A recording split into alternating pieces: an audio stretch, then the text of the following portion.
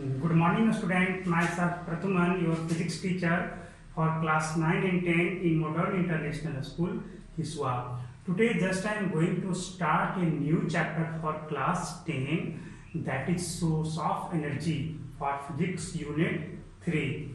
In previous classes, just I have discussed about magnetic effect of current. That means a lot of topics in that chapter: Fleming left hand rule, right hand rule, Maxwell right hand thumb rule, etc., generator, DC generator, AC generator, motor, etc. Today our topic is source of energy. So just I have to discuss about energy. What is energy?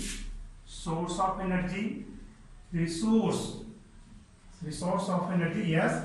And another topic, and once again here topic is ignition temperature, calorific value, a good source of energy, and characteristics of good source of energy. First of all, you have to know about energy. What is energy? In previous classes, just you have studied about energy. This is the capacity to do work. Energy is the capacity to doing work. कुछ है नहीं, ability of doing work or capacity of doing work is called energy. That means if you have energy, then you can do work. आपके पास energy होगी तभी आप कोई काम कर सकते हैं. Just like this, if you move from one place to another place, you required energy. You required energy. That means energy help you to move from one place to another place. That means here work is done. जैसे मैंने इस pen को उठा करके यहाँ रख दिया, यहाँ से यहाँ ले जाने में भी हमें वर्क करना पड़ा. दैट मीन्स यहाँ से यहाँ तक ले जाने में एनर्जी हमारा खपत हो रहा है. और भी एक चीज इंपॉर्टेंट बता दे रहा हूँ कि अगर हमारे पास जितनी एनर्जी होती है हम उतना ही वर्क कर पाते हैं. ऐसा नहीं है कि हम अपनी एनर्जी से ज्यादा वर्क करेंगे. अगर आपके पास मान लिया जाए 2000 जूल ऑफ एनर्जी है, तब आप कितना मैक्सिमम वर्क कर सकते हो? अगर आपकी इफिशिएंसी 100% हो गई तो आपके पास जितना एनर्जी है आप उतना वर्क कर लोगे. आइए कुछ और सीखें इसमें. सोर्स ऑफ एनर्जी ये है क्या? तो सोर्स ऑफ एनर्जी हम लोग तो इस चैप्टर में क्या पढ़ने वाले हैं? एनर्जी रिसोर्सेज, कोल माइंस के बारे में पढ़ेंगे, थर्मल एनर्जी के बारे में पढ़ेंगे, थर्मल पावर प्लांट, और बहुत सारे टॉपिक्स हैं. हम जो आइए एक एक करके हम लोग देखते जाएं. आपका पहला क्या है? Source of energy. ये है क्या? What is source? जहां से हम किसी चीज को ऑब्टेन करते हैं, जहां से हम किसी चीज को ऑब्टेन करते हैं, दैट मीन्स स्टार्टिंग प्लेस, है ना? That is called source. That means a place or thing from which energy is originating. जहां से एनर्जी ओरिजिनेट हो रहा, स्टार्ट हो रहा मिलना, उसी प्लेस को हम लोग क्या बोलेंगे? सोर्स बोलेंगे. यस. जैसे आपका क्या हो गया? कोल माइंस हो गया. This is the source of energy. Coal mines is a place from which coal is obtained. Sun is also a source of energy which provide us sunlight as a energy. Sunlight में बहुत सारे energy है, thermal energy मिलते हैं ना. Yes, जिसे हम लोग यूटिलाइज करते हैं. Sunlight is a source of energy, है ना. तो ये क्या है आपका? सनलाइट. मेन सोर्स कौन हो गया सनलाइट का? Sun. Sun is the source and sunlight is resource. Sunlight हमारा रिसोर्स हो जाएगा क्योंकि हम उससे थर्मल एनर्जी लेते हैं जो हमारे काम आता है. आइए और आगे देखिए.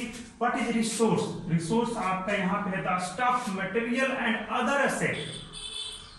मटेरियल हो गया और कोई अलग एसेट्स हो गई जहां से हमें एनर्जी हमारे काम के लायक मिल रही है, यूज करने के लायक मिल रही है, जिसे हम यूटिलाइज कर पा रहे हैं. That place, that materials are called resource. That is, जैसे आपके लिए कोल्स के बारे में हम डिस्कस करें तो कोल के बारे में क्या कहोगे? Coal is source and resource both. Coal दोनों है ना. कोल से क्या होगा? कोल तो आपका कोल माइन से निकला, तो आपका ये तो क्या हो गया? मटेरियल निकला कहां से? कोल माइन से. तो कोल माइन तो आपका सोर्स हो गया. कोल इज क्या हो गया? कोल रिसोर्स हो गया. इसके बारे में बताएंगे कैसे हमने इसको सोर्स भी बोला। तो कोल से हम लोग क्या करेंगे, डायरेक्टली कोल को यूज कर सकते हैं? नहीं कर सकते हैं, कोल को डायरेक्टली यूज नहीं कर सकते हैं। क्या वो हमारी यूजफुल है? नहीं है। हाँ, अगर हम उसे बर्न कराएं तब जब थर्मल एनर्जी निकलेगा वो हमारी यूजफुल है। Thermal energy produced by coal after the burning is useful for us. That means that coal provide us energy useful for us. So coal is resource, है ना? रिसोर्स है क्या? वैसे एसेट्स, वैसे मटेरियल जहां से हमारे यूज के लिए, काम के लिए एनर्जी मिलता हो, है ना? तो ये हमारा क्या हो गया, आपका क्या बोलेंगे इसको, रिसोर्स हो गया। सोर्स कैसे बोला थे कि सोर्स बोलने का कारण ये है कि जैसे हम इलेक्ट्रिसिटी यूज कर रहे हैं as a light, as a आपका फैन का मूवमेंट हो गया, कंप्यूटर में, मोबाइल चार्जर में यूज करते हैं इलेक्ट्रिसिटी का। जनरली कहा जाए तो इसका मेन सोर्स कौन है, ओरिजिनेट कहां से हो रहा है? The main source of electricity which can be used is coal.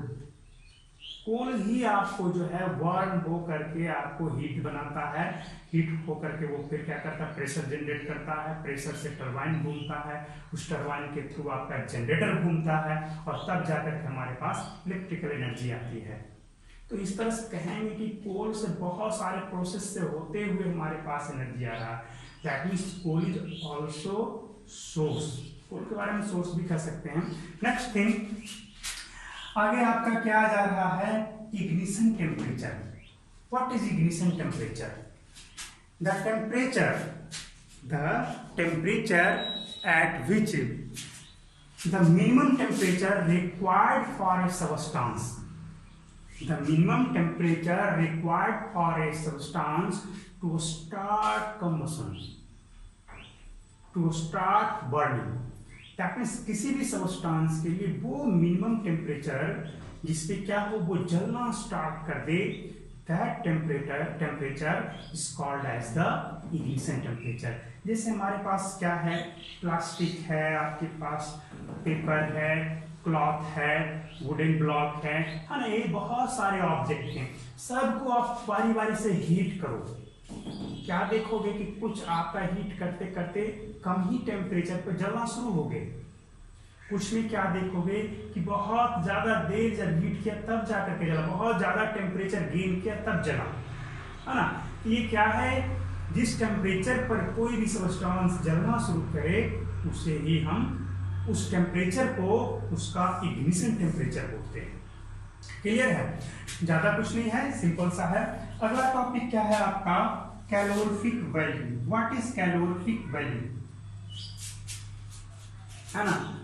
When you burn a substance, sorry, when 1 kg of substance or 1 gram of substance, है ना, जब भी किसी सबस्टांस को या तो 1 kg के से हम कंपेयर करें या फिर 1 ग्राम से करें, when 1 gram of substance burning completely or the complete combustion of 1 gram of substance, ऐसे भी बोल सकते हैं।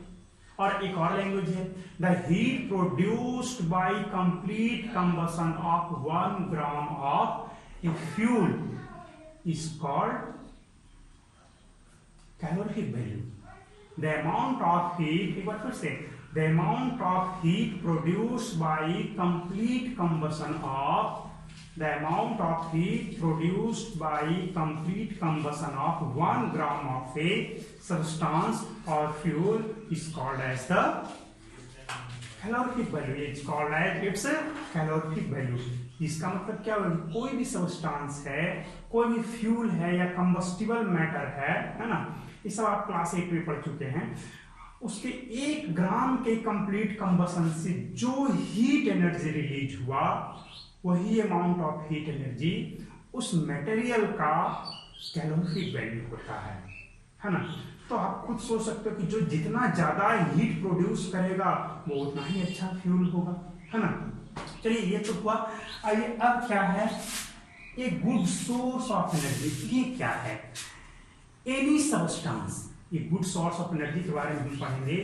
एनी सबस्टेंस और प्रोसेस, एनी सबस्टेंस और process which is capable of providing, which is capable of providing continuous, which is capable, that means जो हमेशा लगातार हमें adequate amount में एनर्जी सप्लाई करने के लिए कैपेबल है, that source is called a good source of energy।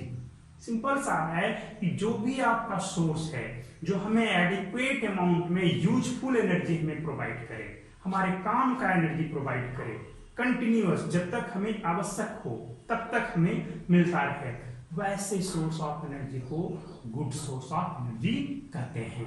जैसे आपका सन के बारे में बोलो, ये क्या है, ये आपका वेरी गुड, एकदम बहुत ही अच्छा है। कहा जाए तो main source of energy on the earth is sun.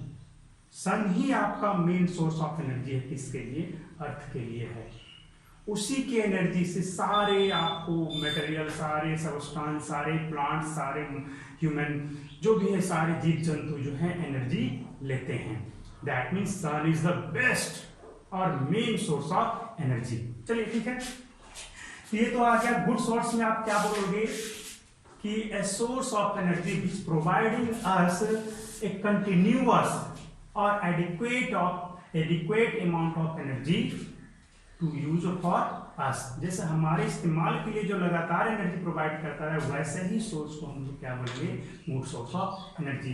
Another topic is characteristics of good source of energy, है ना, या गुड सोर्स ऑफ एनर्जी से कोई अच्छे सोर्स ऑफ एनर्जी हैं, उनकी क्या क्या आपकी खूबियां होनी चाहिए, है ना, क्या क्या खासियत होनी चाहिए, उसे हम लोग जानेंगे। सबसे पहला क्या है, it should be safe and convenient for use. It should be safe and convenient for use.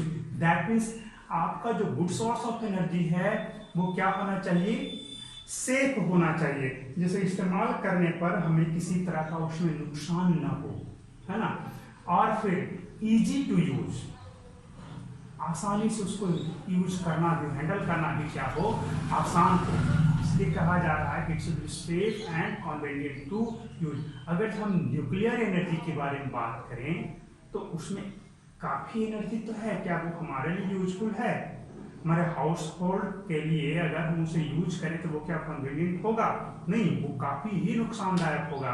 That is, this is not the good source of energy. Nuclear energy is not a good source of energy. Another topic is क्या है ये, it should be easy to transport। ये क्या होना चाहिए, जैसे energy है, जैसे हम एक जगह से दूसरी जगह ले जा रहे हैं तो इसे इजी वे में हम हैंडल करके आसानी से कम कॉस्ट पे हम एक जगह से दूसरी जगह ले आए, है ना, तब कहेंगे कि this is a good source of energy. कहने का मतलब अगर हम कहीं से लेकर के आ रहे हैं और हमारा ट्रांसपोर्टेशन कॉस्ट उस एनर्जी के बराबर लगने लगा, ताकि हमारे पास आते आते उसका कॉस्ट इतना बढ़ जाए ताकि हमें यूज करने के लिए जाएं, तो हमें जो आसपास से लोकल एरिया से जो एनर्जी मिल रहा था उससे ज्यादा कॉस्टली लगने लगे, तो वो क्या हमारे लिए यूजफुल होगा, नहीं ना। तो ऐसा होना चाहिए जिससे क्या हो, इजी टू ट्रांसपोर्ट, आराम से आसानी से कम कॉस्ट में हमारे पास आ सके। ठीक है, अगला क्या है, it should be easy and safe to store. It should be easy and safe to store. ये क्या होना चाहिए, इसे रखने में, है ना, स्टोर करके रखना, इस क्या हो, आपका सेफ हो। जैसे हम कहीं पे एनर्जी रख रखे हैं, जैसे आपका गैस सिलेंडर की बात करें तो हम लोग सावधानी से यूज करते हैं तब ना, अगर इसमें थोड़ी सी लापरवाही हो जाए तो क्या होगी, है ना। तो हमें रखना इसको जिसे कि हम सुरक्षित ढंग से रख सकते हो, कम स्पेस में रख सकते हो, ऐसे को हम लोग बोलेंगे good source of energy. Another topic is, another is it should B economical, है ना। ये क्या होना चाहिए, आपका हमारे पर्पस से जो कि हर कोई इसको यूज कर सके, ऐसा होना चाहिए, है ना, एकदम इकोनॉमिकल होना चाहिए, बहुत ज्यादा ये कॉस्टली आपको नहीं होना चाहिए, है ना। आपको ये भी कहा जा रहा है इसके बारे में कि the ignition temperature should be moderate, है ना। एक गुड फ्यूल के लिए क्या होना चाहिए, जो इग्निशन टेम्परेचर है वो आपका मॉडरेट होना चाहिए। दैट मीन्स बहुत ज्यादा नहीं होना चाहिए और बहुत कम ही नहीं होना चाहिए। अगर बहुत ज़्यादा कम हो गया, आपका 25 डिग्री सेल्सियस से कम हो गया इग्निशन टेम्परेचर, तब क्या होगा, आप फ्यूल को निकालोगे, एनर्जी को, सोर्स ऑफ एनर्जी जो फ्यूल्स है आपको उसको जैसे ही निकालोगे वो क्या होगा, जलना शुरू हो जाएगा। तो क्या ये सही होगा? ये नहीं ना। तो इसलिए कहा जा रहा है कि moderate the ignition temperature should be moderate, है ना, यानी कि मतलब बहुत कम नहीं होना चाहिए, बहुत ज़्यादा नहीं होना चाहिए। और अगर बहुत ज़्यादा हाई हो गया तब क्या होगा, जैसे हमें क्या करना है, बहुत ज़्यादा हाई है तब इसको जलाने के लिए हम इसको इतना हीट प्रोवाइड करेंगे कि इसके जलने के बाद उतना एनर्जी ये सप्लाई ना कर सके, है ना। इसके जलने के बाद ये इतना एनर्जी सप्लाई ना कर सका, तब क्या होगा, ये फिर जो हमने एनर्जी पहले सप्लाई किया था वो तो लॉस हो गया। हमने क्या किया, एनर्जी आपका सप्लाई किया कुछ, इसको टेम्परेचर गेन करने के लिए इग्निशन टेम्परेचर, और जलने के बाद इससे कई गुना ज्यादा, जितना एनर्जी सप्लाई किया इससे कई गुना ज्यादा एनर्जी दे दिया, तब तो ठीक है। लेकिन अगर उसी के इक्विवेलेंट दे, उसी के आसपास दे, ऐसे में जलाने से क्या फायदा, कोई फायदा नहीं है ना। अनदर रीजन ये तो हो गया, it should be a high calorific value. Calorific value जो है आपका गुड सोर्स ऑफ एनर्जी का बहुत ही हाई होना चाहिए, है ना, है ना। क्यों? क्योंकि आपको कैलोरीफिक वैल्यू के बारे में बताया जा चुका है कि 1 ग्राम एनर्जी को जलाने के पश्चात जो एनर्जी आपको मिलता है, जो हीट एनर्जी मिलता है, उसे हम लोग कैलोरीफिक वैल्यू कहते हैं। तो कहने का हाई कैलोरीफिक वैल्यू होगा तो थोड़ी से आपको सबस्टांस में बहुत ज्यादा एनर्जी मिलेगा। इसलिए कहा जा रहा है कि it should be a high calorific value. अंदर topic is classification of sources of energy. Of source of energy है क्या? देखिए, एनर्जी का जो सोर्स है हम लोग उसे बहुत कैटेगरी में डिवाइड कर सकते हैं, है ना। जैसे आपका अभी तो यहाँ पे कहा जाए जनरली तो 2 ही है अवेलेबिलिटी के आधार पे, रिन्यूएबल एंड नॉन रिन्यूएबल, है ना। यूज के आधार पे कन्वेंशनल एंड नॉन कन्वेंशनल है ना। तो इस तरह से और भी बहुत सारे टाइप्स हैं। जनरली हम लोगों को यही चारों टॉपिक को पढ़ना है। First is renewable source of energy. What is renewable source of energy? जैसा आपका वर्ड में लिखा हुआ renewable, that means repeat again and again. Renew मतलब नया हो जाना, हमने इस्तेमाल किया फिर से वो आ गया, दैट इज रिन्यूएबल। यस, तो उसके बारे में क्या कह सकते हो रिन्यूएबल सोर्स ऑफ एनर्जी के बारे में कि the source of energy which can B regenerated, which can be reobtained in present in our future, है ना। हमारे भविष्य में वो फिर से दोबारा आ जाए, है ना, तब जाकर के हम कहेंगे कि that is a renewable source of energy. Simple सा है कि the source of energy which can B regenerated और रीओब्टेन्ड इन ए लिमिटेड टाइम पीरियड, है ना। एक हमारा सीमित समय के अंदर जब वो आ जाए तब वैसे एनर्जी सोर्स को रिन्यूएबल बोलेंगे, है ना। ऐसा नहीं कि आपको रिपीट तो होकर के आया लेकिन बहुत ज्यादा लंबे समय के बाद आया, that is not a renewable source of energy. Yes, और दूसरा क्या है आपका non renewable sources of energy, which cannot be come out or renewed under a limited time period, है ना। जैसे देखा जाए, हम आपको कुछ एग्जांपल दे दें, जैसे सन एनर्जी के बारे में बात बोले, यानी कि सनलाइट के बारे में। This is a renewable source because ये क्या होता है, ये कभी समाप्त नहीं होता है। इसे तो हम रिन्यूएबल बोले, इसको तो किस कैटेगरी में रखा जाए नहीं कह सकते, क्योंकि सनलाइट तो हमेशा मिलते रहता है। ये अलग बात है कि हमारे पास एक regular time interval that is 24 hour पे में रिपीट होते रहता है, हर एक 12 घंटे के बाद फिर से मिलना शुरू हो जाता है, इसलिए हम इसे रिन्यूएबल कह सकते हैं, है ना। हालांकि कहीं न कहीं तो सनलाइट हमेशा पड़ता ही रहता है, ये तो कभी समाप्त होता ही नहीं है ना। तो जो नहीं समाप्त होने वाले हैं वैसे को क्या बोलते हैं, रिन्यूएबल। और जो समाप्त हो गए, एक बार समाप्त हो गए, दोबारा नहीं आए, that is called non renewable, forest के बारे में क्या कहोगे आप? फॉरेस्ट एनर्जी, जंगल से जो हमें एनर्जी मिलती है वो क्या है? रिन्यूएबल सोर्सेज हैं या फिर नॉन रिन्यूएबल हैं? This is also a renewable source of energy. Forest energy is also a renewable source of energy. कैसे बोलोगे? हमने क्या किया कि पेड़ जितने भी हैं सभी को कट करके हमने ले आया। क्या वहां पे फिर से पेड़ आ सकते हैं? हमने जितने भी जंगल की लकड़ियां हैं काट करके ले आए, क्या फिर से वहां जंगल बन सकते हैं? बिल्कुल। जितने बड़े जंगल को आपने काट करके खत्म कर दिया, वो फिर से आपको 10 साल से 15 साल के अंदर उतने ही घने हो जाएंगे, है ना? दैट मीन्स फिर से जितना एनर्जी वहां पे था फिर से वापस आ गया। So you can say that this is a renewable source, है ना? कट करने के बाद वो समाप्त तो हुआ, लेकिन फिर से वो रिपीट हो करके एक लिमिटेड टाइम में आ गया। इसलिए क्या बोलेंगे? This is a renewable source. Non renewable source का एग्जांपल क्या ले? जैसे कोल माइंस हैं, पेट्रोलियम प्रोडक्ट है, these are the non-renewable source of energy. Why? Because carbonization is the process to form a coal. कोल का बनने का प्रोसेस क्या है? कार्बोनाइजेशन है ना? कोल बनता कैसे है कि when a forest, जब कोई जंगल जो है आपका क्या हो, जमीन के अंदर, अंडर द लैंड, आपको बहुत सालों तक मिलियंस ऑफ ईयर आपको जब वो दबे रह जाते हैं, तब जाकर के under the carbonisation process this are converted into coal. ये जो फॉरेस्ट जंगल जो हैं, यही काफी लाखों वर्षों तक जमीन के अंदर दबे रह जाने के बाद हाई प्रेशर और हाई टेम्परेचर की वजह से उनका जो फॉर्म जो चेंज होता है, इसको हम लोग कार्बोनाइजेशन बोलते हैं, है ना? ये जो बनने की जो प्रक्रिया है, मिलियंस ऑफ ईयर लग जा रहे हैं। क्या हमारे रहते आएगा? हमारे हजारों पीढ़ियों के रहते ये नहीं आएगा।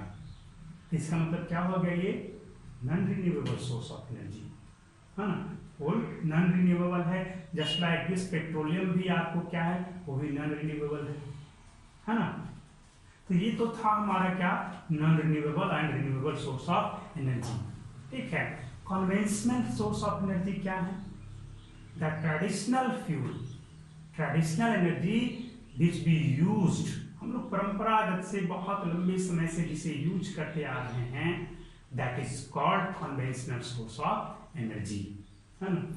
आगे डिटेल्स में नेक्स्ट क्लास में करेंगे, है ना? आज के लिए इतना ही।